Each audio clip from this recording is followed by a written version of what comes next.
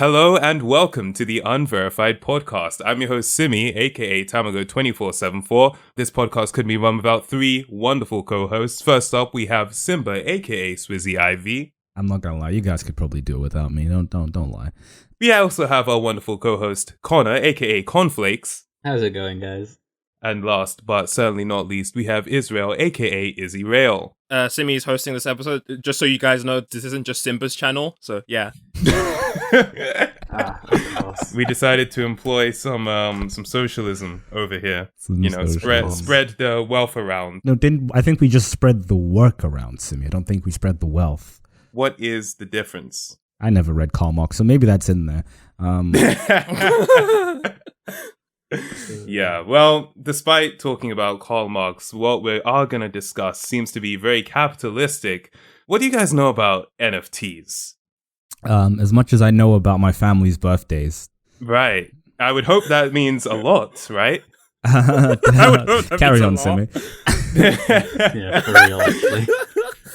So this seems to be the latest financial craze which is taking over the internet. Just to initiate people in case they're not sure, an NFT stands for a non-fungible token. And the whole idea is that it is a way of identifying a digital item in such a way that it cannot be replicated, swapped, or otherwise forged. So you have this item and this is a way of making sure it's the original version of that item. Thing is, it's still digital.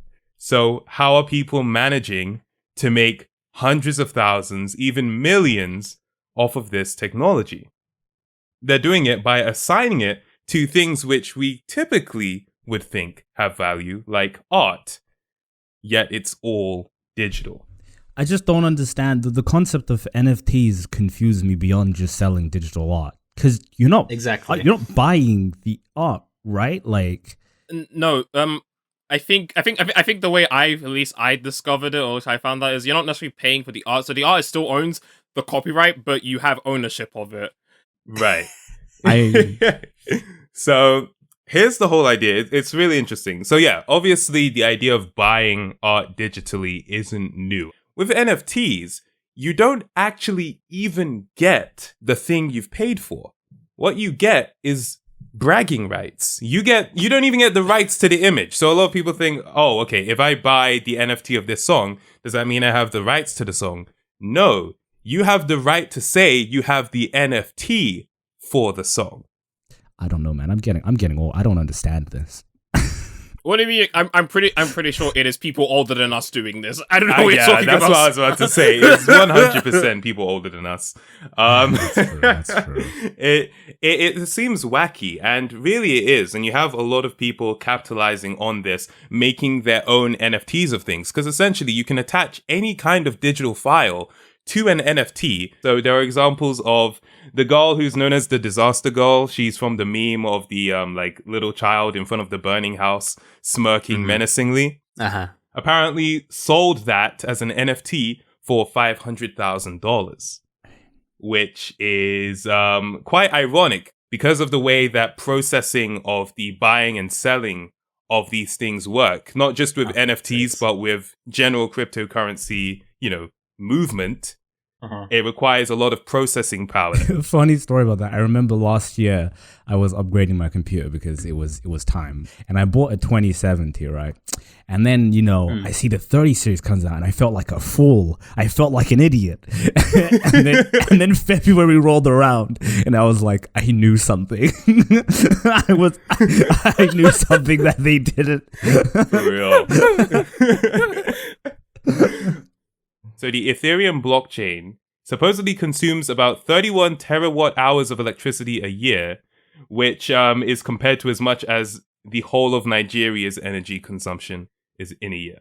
Which is wild when you think about it, because Nigeria's population of 200 million people. Yeah, that's one of the most populated countries in the world. That's so nutty. Before we get into how these digital images are destroying the rainforest, does anybody here get the appeal of the NFT thing? Like, I don't want to just be some out of the loop person. Does anybody here get it? See, the only appeal I can give is for the person selling their art, and I can only really empathize with it if you're like kind of a person who's just like, you're just trying to make some money online through digital stuff.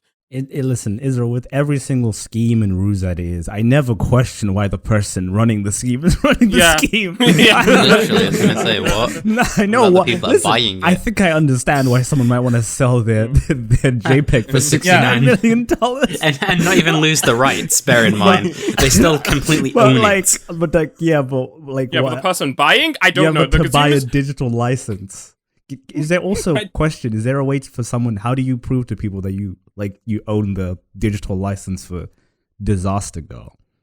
Well, okay, I will say on certain blockchains. So the whole appeal of Bitcoin and Ethereum is that their blockchains are open. Every transaction made, every single one is public. You can literally go on a website and see transactions happening in real time. So that is how you can prove it. You can be like, this is my ID and this is me buying this ID, which means it's mine, right? Yeah, Simi, let me just stop you right there. Okay, wait, you're telling me there's a platform. So, considering how dumb we are about NFTs, I'm pretty sure a lot of the wider public don't even know about NFTs. So you're telling me we need to go on some random website elsewhere to find out this person, just to see this person brag. We have to specifically go out of our way to see this person brag. Yeah. You know what this discussion is teaching me? All I'm getting out of this discussion is there's some rich people who I need to like separate their money from. Like clearly. Hey, if you're like a billionaire and you're like, where should I go put my money? You should go to Unverified. Go to twitch.tv/Unverified. Absolutely. There's tons of places for you to put your money there if you're bored and just looking to throw away millions. Also, donating to our Twitch doesn't destroy the rainforest, so do it. This is true. This is absolutely true. You know, it reminds me of a tweet I saw from Hank Green a little while back where he said, the only rational explanation I can give for all this NFT and cryptocurrency craze is that some people just have so much effing money. I mean, I'm trying to understand why a person would... Okay, here's a good reason why a person would want to buy an NFT. And it is also related to the concept of wanting to make money. Because actually owning the NFT, the bragging rights only matter if people care about what you're bragging about. If people thought Lamborghinis were rubbish, like, ew, you have a freaking Lamborghini, ew. Lamborghinis would sell for £30, okay? If people thought Lamborghinis were just the worst cars ever. So an NFT is only really going to be as valuable as someone is willing to pay for it after you've bought it, right? So when you take these factors into account, someone might see purchasing that NFT as an investment. Now, keep in mind, they didn't just say, I'll buy it for $69 million. It was an auction. So people were competing to buy it, right? They want a piece of NFT history. Maybe the people buying into this truly believe it is the future of art trading. And also, keep in mind, they're not trading in dollars. They're trading in Ether, which does have real world value. But people tend to not really convert Bitcoin and Ether into real money because they believe that the currency itself has value. So if we consider it like that, I can kind of see how a person might be, yo, I'm going to buy this piece of art. And then as Ether becomes even more popular, as Ethereum, as crypto becomes even more popular, I'm going to have one of those valuable pieces of art out there, the NFT of it at least. And then someone's going to want to buy it from me for even more. I have to admit, whilst you're explaining that, I just imagine like a very large room of like people auctioning, and then about 300,000 people like, yo, 500,000. Yo, what are we bidding on by? Because like Connor, I had that same imagination, but in my head it was taking place in a Tron space. It's a Ready Player One. Oh my god, we're living the future. Yes. Holy shit, let's go. Oh my god. See, I somewhat get it now. Like, there's a part of me that's kind of understanding it if we see it in the lens of the art world, because the art world is just as stupid as this shit, like in real life. But it is. But I personally understand wanting to take, like to buy an original painting from a master because you can put it inside your house. Mm-hmm. Yeah. If I went to an art museum and I spent $69 million and I said, I want this original Van Gogh, and then the bitch handed me a receipt and said, "Good luck."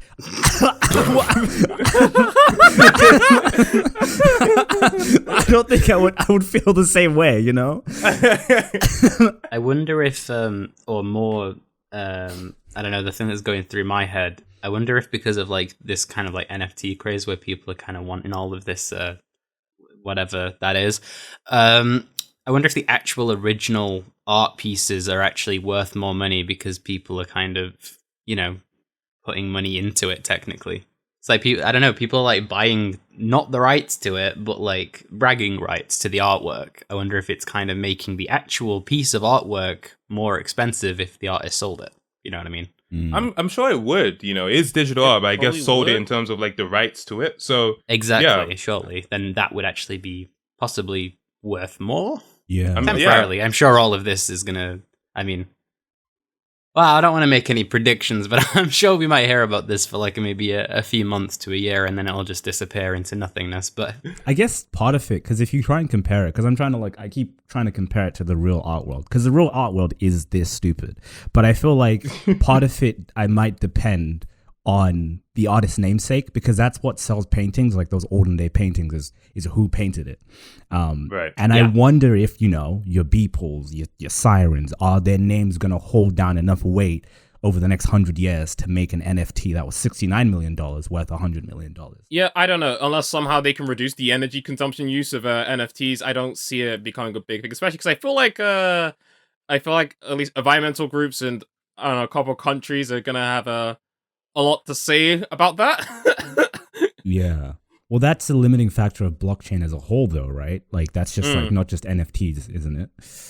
Yeah. And as long as the people with a lot of money are still making money, they're not going to mind too much about the environment, are they?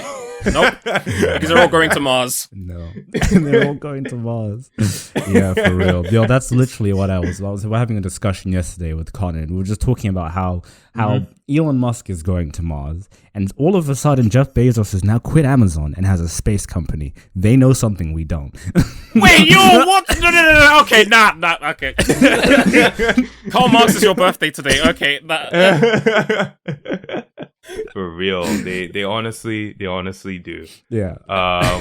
So another example of a thing that's popping up, which might be more so riding a trend than something which really lasts into time, is a little game called Zrun. Now, I want to ask, are you guys? How do you guys feel about horse racing? You know, the stables. Real horse racing. Real horse racing. the ponies. I don't know, the same way I feel about the pavement. I know that it exists. It's a thing of not the past, but well, some incredible genius was like, wow, we have NFTs. We can assign digital values to things so people can feel a sense of ownership. What if we breed digital horses? I love the word breed there, as if it's not just pressing enter for another cell in your spreadsheet, but whatever. Why don't we breed digital horses, let people name them, and then they can have their own horse, which will compete in a race that's streamed live to Twitch. And people can see their horses these living, breathing horses like they're just a string of characters in an Excel book. All right, these are living, breathing pieces of code. Thank you very much. Damn, Simi's codist cancelled. I'm just gonna duck out. Simi's algorithmist.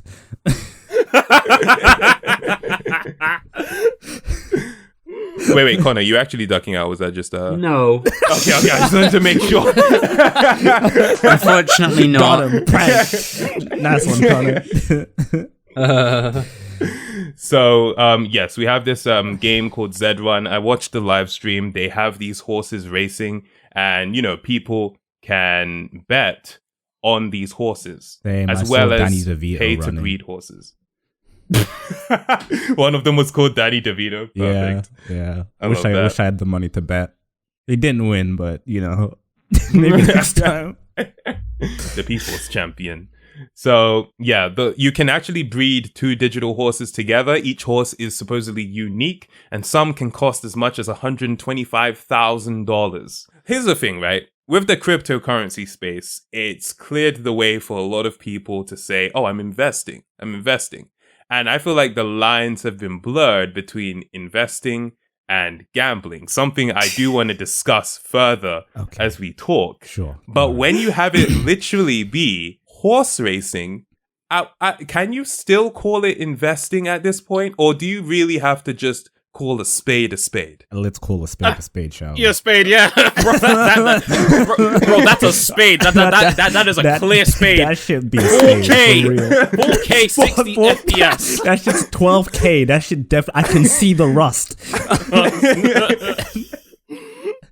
Yeah, no, what do you mean? That's like at a certain point, yeah, no, that's just gambling. Yeah. Considering that the outcomes of these races are randomized as well. That's slightly worse just due to the fact that you don't really have a basis to go off after. Because at least with real horse racing, you can at least, hey, okay, I'm going to burn this horse because I know it might win just based on past events. But now this is just gambling, but with extra gambling involved. Yeah. Well, and with the Z thing, it's like breeding your horse does nothing. What do you get out of breeding it? You get to say it's your own. And the whole idea is if you have a horse that wins a lot, then other people will be like, wow, that horse has won 12% of its races. I want to buy that horse.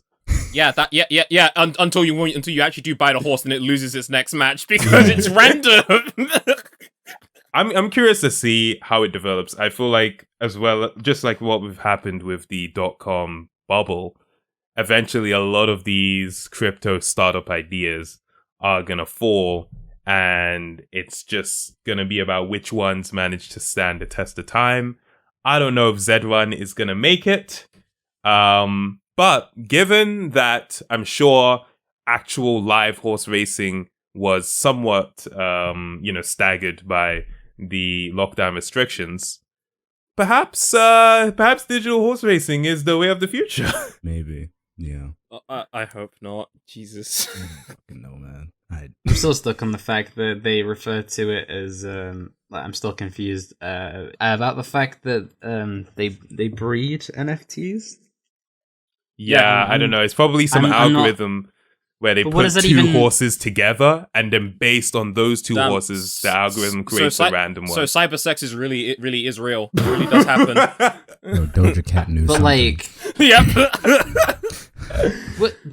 Right. So, oh my god, this is ridiculous. You know how ridiculous all of this is. Even understood, I bet I can't keep up with what we've gone through. We've only gone through two bleed topics.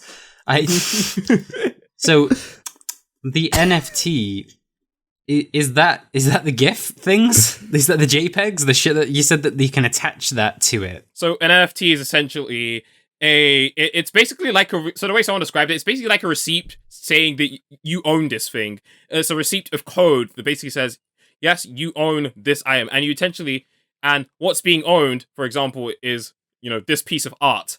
So essentially, an NFT is just a way of just a receipt or claim showing a token that basically shows you own this piece of art, basically. I feel like that's more confusing. Connor, imagine you can get like a lifetime subscription to, like you can get a lifetime license for a program, right?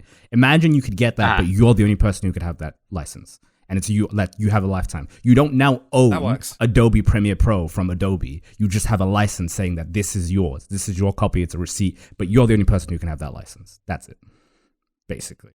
The only thing that's wrong with that explanation, is that using the word license would suggest that you have an actual license to use the song, but you don't. Wait, what? You don't. It's ownership. You can't use the song. Wait, what? And then not get... Yeah, no. Okay. All right, let me... You can't use the song? No, you can't. Huh? Because that's copyright. And that's why it's also not like the Adobe thing, because you wouldn't be allowed to use the software either. No. What? Here's how it is, right? You are buying the right to say you bought it. That's all you get. That is all you get. Simba is dying right now. Simba's dying. Yeah. So that's why Israel's example of buying the receipt, that's actually the accurate one. You're buying the right to say you bought it. Oh my god. Bruh. Imagine these guys in Tesco. Really crazy. They see like a left, like someone like leaves a receipt behind. They're like, "Whoa!" Yo, I can't believe that. Be able to like use the track on like my Minecraft Let's Play or some shit, but not even. No. days. You can't. What? So it's Wait, That's so you're bizarre. telling me if I can buy Disaster Girl's picture for 500k and if she has a copyright on it, I can still get sued? yeah. Oh my fucking days. What? Now, now you might be thinking, wait, why would someone in their right mind buy that, right? Uh-huh. They buy it because of the story associated with it, okay? So let's go with this example. Disaster Girl. Her meme went viral. She puts up an NFT. So she has a JPEG. Maybe she got the highest quality JPEG she could find. She puts it on an NFT 2008. marketplace. yeah. But it was a stock image, wasn't it? So she she gets the highest quality she can find. She has her own account on that NFT marketplace, and she creates the NFT for it and say, hey, I'm the girl in this image. This is the NFT. You can buy this from me. That is why someone would buy it. Because here's the thing. Joe from down the street, not down her street, down my street, so a whole different country, can go to Google Images, download that image, put an NFT and say, hey, I'm Joe from down the street to Simi. I got this image from Google Images. I am not associated with this picture whatsoever, but you can buy it on an NFT. No one's gonna buy that. It's like, why would I buy it from you? Yo, Oh, so that's not even low-key? investing, really. Yo, these NFTs are making people who buy Supreme to flex look like Greek philosophers right now. What the fuck? At least they own the clothes, you know? I hope there's no crossover. I'm sure there's... Yo, at least you could wear this shit. You know what I'm saying? I don't think there is a crossover. You can't wear your NFTs, man. You can't even wear the image that you're... Yo, can I print off my the receipt NFT and for. wear that? Can I print off my NFT receipt and put it on a shirt? You can only really sell something successfully if you're already someone of note. So as with most things, this is a case of the rich getting richer. Karl Marx's birthday. Yo, this is what time to take. And the whole idea is when you buy something, there is always a traceable history of the item. So you can always verify, oh, the person who owned this item was this person. So it's either the person who created the art. That's what really gives it value. Well, you can It's only this prove item. that if they tell you, right? Because isn't cryptocurrency supposed to be anonymous, right? Oh, yeah, no, absolutely. Yeah, they have to actually publicize it and say, I put up this NFT. Yeah. Yeah. Oh, that's probably leaves some room for scamming in the future, but sure. Oh, absolutely. There were so many scams of people saying, yo, this is, insert random celebrities here, first NFT. And it's the celebrity doesn't know a thing about it. I'm going to buy a Ferrari this year. Of course they don't. Yo, man. So, I'm going to get me some. Yeah, this I'm is gonna the, buy I'm gonna mortgage this shit. It's going to be so sick. this is the NFT craze. This shit's getting a bit wacky for me now. I'm not. Yes, all I'm gonna say clearly. is money is starting to get a bit wacky. Yeah, money's starting to get a bit wacky. That ABBA song was kind of right, you know. It is kind of funny in a rich man's world, bro. I'm just saying. Money is just fucking. Yeah, we're gonna the economy is just the entire world economy is gonna collapse and this can't function. This doesn't make any sense. None of this shit makes sense. One day we're all gonna wake up and be like, huh? And then everything's gonna break. I think I woke up today, and that's exactly how I feel. Now, speaking of how wacky money is, do you know what the latest currency to hit the scenes and to be worth more in total value than Ford, the car company? What's the latest? Guesses, anybody? Dogecoin? It's Dogecoin. Wait, what? That's not new. You said new. That's No. not new. What's new is that it has a market cap above that of Ford now. Simi, I feel like this might be a good point to you. You had a point earlier about how there's a fine line between investing and gambling. Oh yeah, no. This is it. Okay. All right. Good. So here's the thing, right? At the beginning of January, Dogecoin was valued at less than a cent per coin. And now, as we're recording it, the 5th of May, 2021, a Dogecoin is valued at 60 cents per coin. That's crazy. Oh, that's crazy. That is absolutely That's insane. nuts. Now, a lot of people who got in early in January and are now seeing big returns. You know, there are stories of a guy who put $180,000 into Dogecoin in February, and now he's a millionaire this month. Dang. He's calling himself an investor. Dogecoin was created as a meme to make fun of cryptocurrencies. You can't do anything with it. It is just a joke.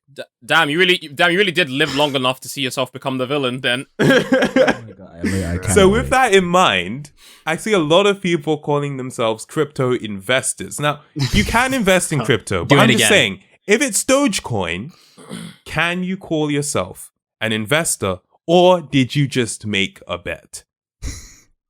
Okay, well, I didn't even make a bet. Like, yeah, I'm not like a financial person at all, but from what I've heard, regular investing is basically gambling. Like, you know, like you hear these motherfuckers be like, yo, I'm a day trader. I'm pretty sure it's been proven Yeah, that I like was gonna say day most trading, people who yes. day trade don't make a profit. Everyone just likes to call themselves an investor once they've made like money. They'll be like, oh yeah, I'm an investor exactly. now. Yeah. That is true. You only hear them call themselves investors Yeah. if they made a profit. Investing has of like course they do. investing is probably like one of those fields that is most rife with survivorship bias. If you don't know what survivorship bias is, by the way, it's basically whenever people will like measure the success of something or how well something is or how good an idea something is based off how the people that have succeeded, because that's the people usually see. So there's usually a bias towards the people who have actually done well in something when most people are failing. The people who have made it are the loudest. Pretty much, yeah. Pretty much. supposed to And go. here's that leads into a question I had. You know, I feel like something we're seeing a lot of, especially if you spend any amount of time on Twitter, is a lot of people talking about these either legitimate or meme trades. You know, in February, we had the GME short squeeze where everyone's like, yo, invest in GME. And you're seeing all these stories of people who bought GameStop stock. That's what GME is. That's the ticker for GameStop. People who bought stock in GameStop, a company which people know is on a downward decline because it's freaking GameStop. When you have people on Twitter talking about it, it's trending, you're seeing YouTube videos, this, that, and the other. It can be incredibly tempting to enter it because there's so much hype around it. You have this fear of missing out, right? Mm-hmm. So the question I wanted to ask is, do you guys specifically feel a sense of FOMO yourselves whenever you hear people talking about Bitcoin, Ethereum, Ripple, Litecoin, Dogecoin, whenever there seems to be a new sort of craze to get rich off of very minimal investment? Do you ever feel like, I should probably give that a go? What are your thoughts on that? I think there's definitely, there's that typical, not even like fear of missing out. It's just, well, no, it kind of is fear of missing out. It's like, oh, all these guys, everyone's gonna make money or whatever, and I'm gonna be too late. By the time you've heard about it, chances are it already is too late. Absolutely. People hop onto it, and the results that you see from that point onwards are from other people seeing it and hopping onto it. That's why GameStop stock stayed high for a while, and then like within the next few days, it shot down to like straight back down, and Right. it goes back up eventually. But I don't really ever feel like, oh man, what a missed opportunity, because like it is literally just. Yeah. I think there are like definitely like tons of get rich things. I would disagree on that element. I think there are more get rich quick schemes than ever. Like I might be investing in a hot tub soon enough, but like, I think there are a fair amount of like, schemes, but I think my personal philosophy when it comes to all that stuff is, I have my things that I'm working on that I am interested in. I'm hoping those things are going to be my path to financial success. And I feel like constantly chasing get rich quick schemes is not really a strategy. And like Connor said, I think especially with investing, personally, I don't know, maybe it's just me. When I hear a fucking meme stock on the news, I'm like, oh, I don't want to touch that. I'm like, when a meme stock is mainstream, I'm like, yeah, I'm just gonna let that be over there because that's already that's I'm too late. It's like that's too late. Yeah. The minute, my mom was talking about GameStop stock. I was like, this is a wrap. Yo, that's so true. That's so I'm true. like, that's a wrap. Like, I was like, that's all for me. I'm not a financial advisor of any sorts, but like for me, the minute I hear some like a stock is being talked about mainstream, I'm like, nah, I missed the boat. It's like maybe I could make money on the long term, but I'm not making $1 million anytime soon off of that. It's like now it's a know your meme. It's like, nah, it's a wrap. It's gone. It's too late. It's too late. I don't know. Personally, it's just for me. It's like I'm not too worried about people other people are doing. So I guess the thing is, at least it's the same as what Simba said. If it's already in the news, the boat's already gone at that point. There's just going to be no point trying to get onto it.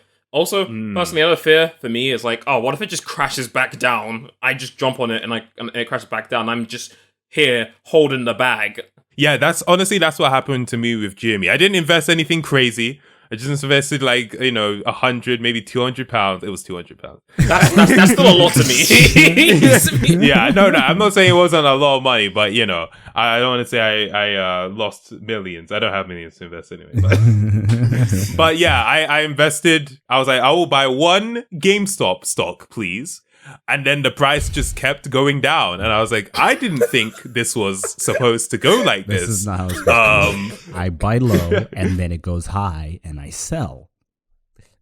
Yeah, I'm gonna make an assumption in that the reason why people are like, people feel like they want to make money quick, especially like, I don't know, if you're in your mid-20s or stuff, you're kind of starting off on a, when you're in your 20s, you're at like a rough start in life when it comes to like making money. And also social media does not help when you're seeing a bunch of these rich people with with all their stuff. And so obviously you're gonna try as hard as possible to try and make money as quickly as possible, especially when you're like young. You just think, my life might end soon, so I need to make money quick, so yeah.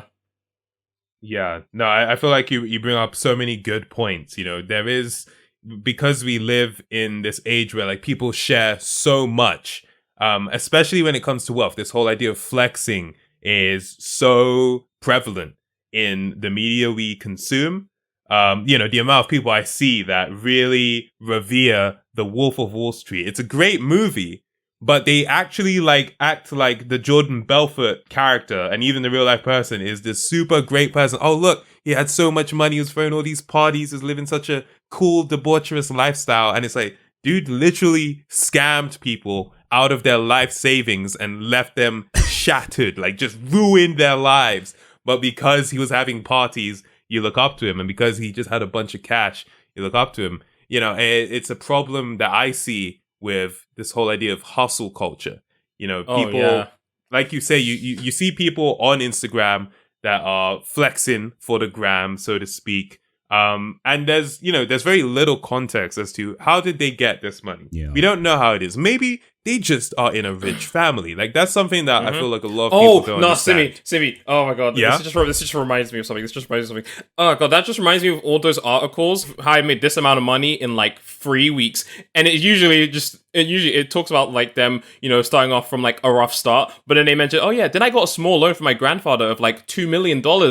Yeah. I'm like, okay, what? Yeah, I know exactly what you're talking about. Or it's like how I managed to buy my first house at 24 years old. And it's like, so I lived at home with my parents and they gave me a monthly allowance of £3,000. And it's like, okay. Nuts. Yeah, I feel like a lot of young people, and when I say young, I don't even mean younger than us. I would say people like even 30 and under, right? Mm-hmm. They can look at all these success stories, but they don't take into context like, yo, honestly, there are some people that are just way richer than you will ever be. Mm-hmm. I'm sorry. It's painful to hear. But there are some people who, bro, their great-grandparents had so much money that the great-grandchildren are just rich as hell without doing anything. Yeah. And that's just how it is. And so you can't then yourself feel like you failed when they haven't necessarily succeeded. They just are in a different situation to you. Yeah. And I think even beyond that, I think a lot of people don't really sit down and think what it is they want, because one of the things that I think has made it easier for me to stop looking at those people and feel so bad is like, like right now, I'm 21.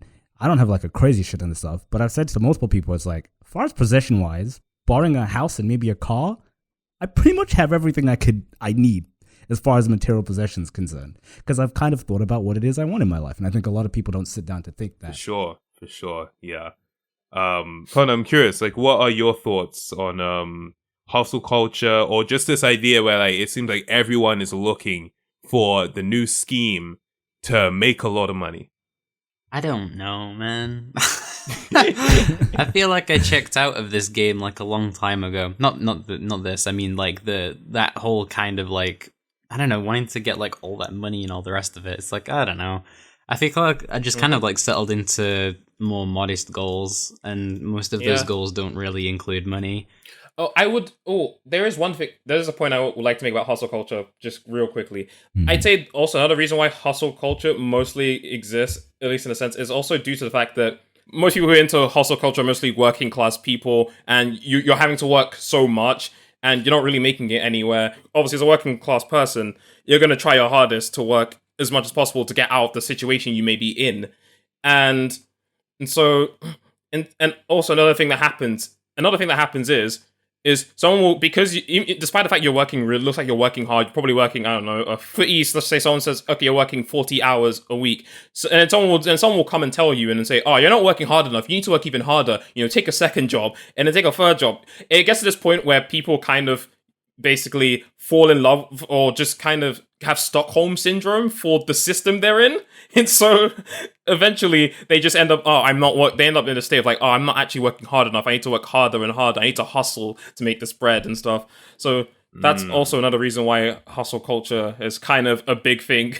It's not really. Yeah. I think the thing it sort of gets upheld by the people it's victimizing. Yeah. The thing I'd say as well about hustle culture, I think like, obviously because, you have to work to make money. I think the main problem is like never setting a limit. Because obviously I think there's periods in your life where you have to work harder than others. I think if you get into the hustle mindset to help to try and move out your situation, let's say things do keep going up and you never stop, I think that's when you can start to run into some really serious problems. I feel like, regarding the whole thing of hustle culture and what I honestly see as a financial anxiety that's increasing amongst, our generation, just because, houses are getting more expensive, and just with the increased pressure of seeing other people who appear to be making a lot of money too, it's like money is at the forefront of our minds more than I would guess it was for previous generations, right?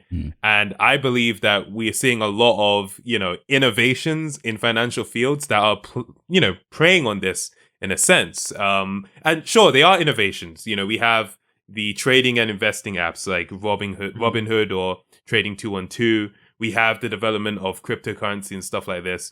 And what I do see sometimes is people saying, yo, this is a way of leveling the financial playing field. I even saw, I couldn't believe it. I saw like on Reddit. I wasn't on Reddit myself. It was a screenshot of a Reddit post. And someone was like, wow, Doge is blowing up. Look, we're all going to be millionaires. Imagine how much good we could do if everyone was a millionaire. And I'm like, yo, these guys never watched The Incredibles. I'm looking at this and I'm thinking, people see this as a way to level the financial playing field. How far do you guys agree with this? Because personally, I look at it and I'm like, the playing field is not designed to be level. There is absolutely no way everyone's going to be a millionaire. Yeah. And if it ever gets to a point where everyone's a millionaire, that means we have quadrillionaires out there. I think I've just come to realize, right, that one, in order for me to succeed, just not even by my own doing, other people's will have to fail. In order for me to be like successful, it just means that other people aren't doing as well. Because if everyone is doing the exact same, then nobody's really doing well. You know what I mean? Just in the current system that we currently operate in. All right, fucking right. Socialists in the chat coming at me. In the current system that we operate, right? And and I've also realized that there's a lot of ways to make money that are specifically made just only for a few people to make money. There are certain systems like stuff like the Robinhood app. Robinhood doesn't want everyone to do well successfully trading. That's not what they want. It's like a few people will do well. their survivorship bias will come in. It'll perpetuate the myth that you should use Robinhood in order to make tons of money. And then most people will lose their money. And Robinhood walks away with the bag. Like, that's how it works. And it's like, in that, as an individual, you need to look out for that. For me, at least, I try and look out for those traps and be like, let me not play into this because this is not going to do me any good. Because, yeah, Panos is kind of fucked right now. Yeah. It's people with money trying to make more money off of people that don't have money. Yeah, pretty much. Pretty much. And they're preying on the people who don't have money. They're preying on their desire to have money. It's we live in a society, basically. Yeah, there we go. Yeah, there we go. Just sum up everything I just said. Just sum it up with that line. There you go. Yeah, that'll do. That'll do. So yeah, I mean, well, so with the overall theme of, you know, getting rich quick, I feel like what Simba had to say is pretty much perfect. Mm-hmm. Maybe getting rich quick isn't what we need. Just get comfortable slow. Yeah. That's get to a point in life where you can be content. Listen, honestly, that's just, I feel like I've learned as I've gotten older. I'm only 21 and speaking like I've been lovely for 40 years. Taking things slowly and being, if you can learn one life skill, it's patience. Holy shit. Like, dead ass. Like, if you can learn to just be patient, you know, I think things will work slightly better for you. That's my final statement. And I would say patience is a virtue that our listeners have certainly been exercising, because we are now coming to the end of this podcast. So I would like to thank everyone for tuning in. I would like to also bookend this by saying none of us are financial advisors. We're all just people talking crap. We're like 21, 22 years old. We literally don't have any experience with money. Some of us are recent university graduates, so... Bro, I literally placed full stops in my sentences as podcast with "I'm not a financial advisor." If you didn't catch this, didn't get the hint, then I can't help you. Not being caught out. If you enjoyed this podcast, be sure to give it a like, rate us 5 stars on iTunes, as that helps us be more visible so that new people can check out our podcast. And be sure to leave a comment down below if you're watching the YouTube version and let us know your thoughts on this whole NFT, cryptocurrency, and getting rich quick craze. Although I guess the getting rich quick one has been around for since the beginning of time. Let's just say. If you look in the description, you'll find links to all of our Twitter accounts. Go follow us on there. Connor will not be on there, as he has stated. You likely won't find Simba either. But I tweet and Israel tweets. I tweet too. So follow me on TikTok instead. Yeah. Follow Simba on TikTok. That's the way of the future. If you want to go to twitch.tv/Unverified show, you'll be able to find links to all of our streams in the About page, including Reese, Isaac, Louis, and more. So be sure to go check that out. Well, you guys have any closing statements for today? I guess happy birthday, Marks, at the time of this recording. Happy birthday to Karl Marx, apparently. Happy birthday, I guess. Nice one, bro. Yeah, this podcast will be coming to you in NFT form in the near future. Buy the NFT, yes, guys. It has a lot of value. Buy it. Copy the NFT. It's gonna be sick. Copy NFT. I need to buy a house. How about you, Connor? I'm just gonna. Classical batteries are not included with the Unverified podcast. Well, battery is a criminal offense, so I wouldn't hope so. Bruh. Right. My man. Learn from my mistake. Don't invest in something just because you saw people on Twitter talk about it. People on Twitter, it turns out, don't know what they're talking about. Thank you for tuning in, people. Bye-bye. Bye.